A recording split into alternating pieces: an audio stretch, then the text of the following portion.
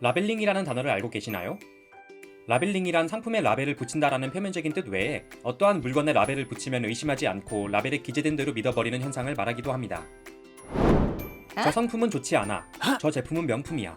저 사람은 음흉한 스타일이야. 한 번 마음먹고 나면 그 뒤 어떤 일이 일어나더라도 처음 가졌던 생각에 의해 그대로 판단해버리는 경우 역시 라벨링이라고 할 수 있으며, 이는 일상생활에서 흔히 발생하는 현상입니다. 정신의학 용어에서의 라벨링은 스티그마, 즉 낙인처럼 특정 질환에 대해 부정적인 꼬리표를 달아 묘사할 때 사용합니다. 정신질환에 대해 부정적 인식을 전제로 하는 라벨링은 환자로 하여금 적절한 정신과 치료를 받는 것을 방해합니다.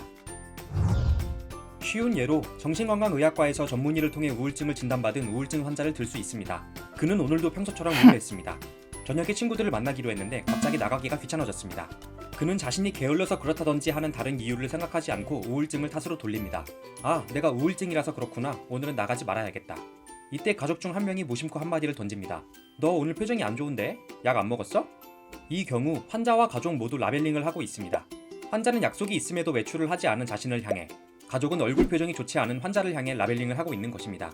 모든 것을 우울증 탓으로 돌리고 있는 자신, 표정이 좋지 않은 것에 대해 어떠한 의문이나 궁금증도 가지지 않는 가족, 정상적인 상황이라면 나의 행동이 왜 그런지, 가족의 표정이 왜 안 좋은지에 대해 관심을 보이는 게 당연한데 말입니다.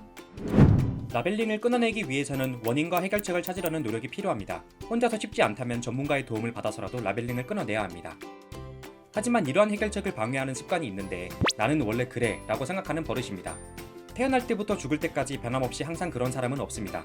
모든 일에는 원인과 이유가 있으며, 사람은 주어진 환경이나 조건에 적응하고 대응하면서 성격, 태도, 습관, 언어 등이 변화하기 마련입니다. 나는 원래 우울해 라고 생각하는 것보다는 나는 우울해 하지만 나아질 수 있어 라고 생각하는 것이 나에게 붙은 라벨링을 끊어낼 수 있는 방법입니다. 다음으로 내가 왜 이런 사람이 되었는지 그 이유를 찾아야 합니다. 나는 왜 우울해졌을까? 우울하지 않을 때는 어땠지?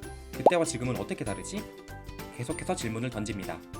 이렇게 질문을 이어가다 보면 원인에 근접할 수 있고, 문제가 되는 상황과 그렇지 않은 상황을 구분해보면서 이유를 발견해낼 수 있습니다. 마지막은 내가 하는 라벨링이 맞는지 의심하는 것입니다. 나에게 붙여진 라벨링에 반대가 되는 근거를 찾아보는 것도 중요합니다. 여러 연구 결과 라벨링을 하는 사람이 당하는 사람보다 높은 위치에 있으면 라벨링 효과가 더 강한 것으로 나타났습니다. 즉, 직장 상사가 부하 직원을 라벨링했을 때 효과가 더 강력한 것입니다. 내가 무심코 후배나 아랫사람들에게 하는 충고나 조언이 자칫 라벨링이 될 수 있다는 것을 인지하고 주의해야 합니다. 원인도 해결책도 모르는 막연한 라벨링은 내 인생을 망치는 주문이 될 수 있다는 사실을 분명히 알아야 합니다. 라벨링은 자기 충족적 예언의 효과로 이어질 수 있습니다. 반복되는 말이 생각을 규정해 행동으로 나타남으로써 무의식적으로 한 말이 미래의 실제 현실이 되는 것입니다. 부정적으로 말하는 사람에게는 부정적인 일이 일어나고, 긍정적으로 말하는 사람에게는 긍정적인 일이 일어납니다. 결국 말이 씨가 되는 셈입니다.